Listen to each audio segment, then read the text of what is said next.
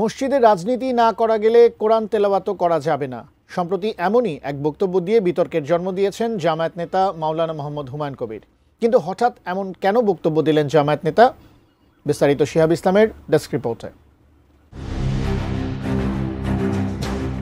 এবার রাজনীতি এবং কোরআন তেলাওয়াতের মাঝে তুলনা করে বিতর্কের জন্ম দিলেন বাংলাদেশ জামায়াতে ইসলামীর টাঙ্গাইল জেলা শাখার সেক্রেটারি মাওলানা মোহাম্মদ হুমায়ুন কবির।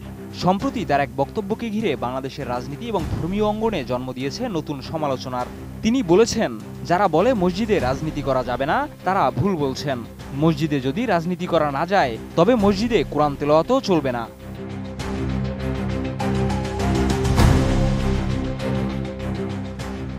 11 অক্টোবর দুপুরে টাঙ্গাইলের ভুয়াপুর উপজেলা শাখা ওলামা বিভাগের উদ্যোগে ভুয়াপুর সরকারি পাইলট উচ্চ বিদ্যালয় মাঠে আয়োজিত উপজেলা ওলামা সম্মেলনে প্রধান অতিথি হিসেবে বক্তব্য দেওয়ার সময় একথা বলেন তিনি।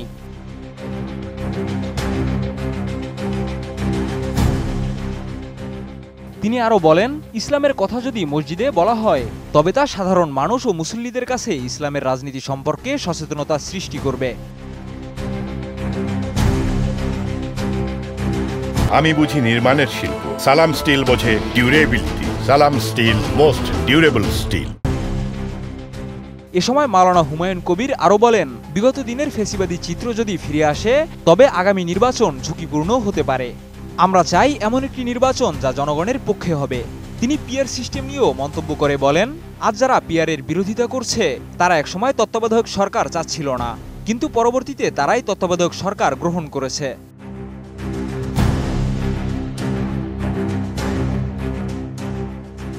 সম্মেলনে টাঙ্গাইল জেলা জামায়াতের এই নেতা ছাড়াও উপজেলা ওলামা বিভাগের সভাপতি মাওলানা মুহাম্মদ ইসমাইল হোসেন, বাংলাদেশ মাজলিসুল মুফাসসিরিনের কেন্দ্রীয় সিনিয়র সহসভাপতি আল্লামা মাওলানা কামরুল ইসলাম সাইদি আনসারি, জেলা কর্মপরিষদের সদস্য মাওলানা আব্দুস সালাম এবং উপজেলা জামায়াতে ইসলামীর আমির আব্দুল্লাহ আল মামুন প্রমুখ উপস্থিত ছিলেন।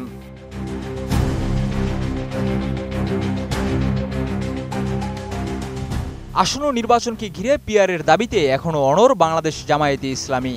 এদিকে অধিকাংশ আসনই প্রার্থী ঘোষণা করেছে দলটি। এর মধ্যে টাঙ্গাইল 2 আসনে মাওলানা মোহাম্মদ হুমায়ুন কবিরকে প্রার্থী হিসেবে চূড়ান্ত করেছে বাংলাদেশ জামায়াতে ইসলামী।